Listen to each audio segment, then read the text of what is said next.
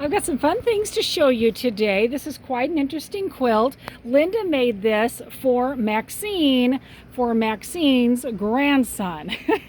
That's how this all came about. But I'm getting ready to start her again, and so I thought I would just start up where she's sitting and show you how she takes those like 7 little tiny stitches, and that's how she's going to secure the whole line of stitching. She'll do that at the beginning and then also at the end, but we'll take just a minute and get that started and show you that first of all. Here she goes.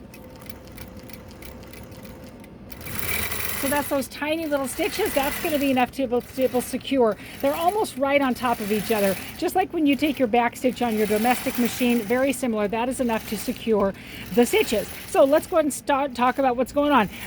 Maxine's grandson is part of a band. He plays the bass guitar and several other things as well, if I'm not mistaken.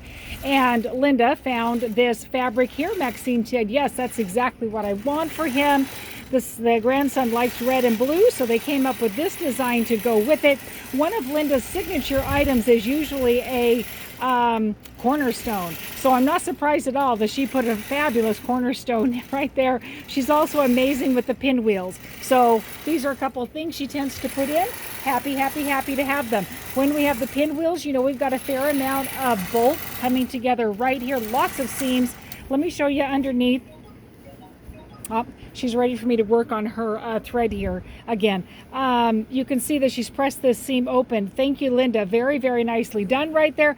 That's really going to help for the bulkiness to go over these sections of the pinwheel. Look at how beautiful she did there. Those came together fantastic. The design I'm putting on it actually is my guitars. It's a great design and one that I haven't had a real reason to use. I think only one other time have I even used it.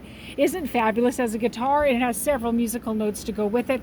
Beautiful ideas because there's so much red, because there's so much blue in it. We're actually going with my red, white, and blue variegated thread right now, and you can see how that's standing out a little bit. Real nice. The backing fabric is literally a minky blanket that Linda ordered, and she cut off all of those hemmed edges that are very tight. I do need those removed from the sides, but if you are concerned, just remove them from all 4 edges and make it easy. Yes, these will definitely have that flyaway little pieces of the nap from the minky, so you want to take that outside and shake it when you have that issue.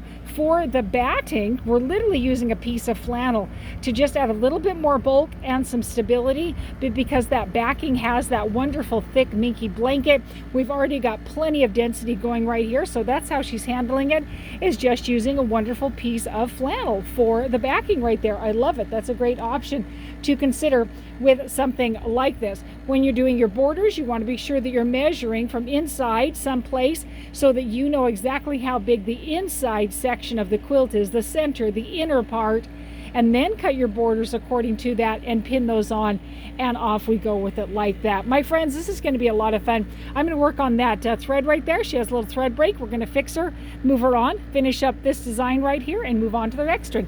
Have an amazing day, my friends. Follow on Facebook, follow on Instagram. You'll see lots of pictures of this quilt over there with many other ideas to go with it. And be sure and like and subscribe. It really helps the channel to get out to more people and continue this beautiful tradition out to the next generation.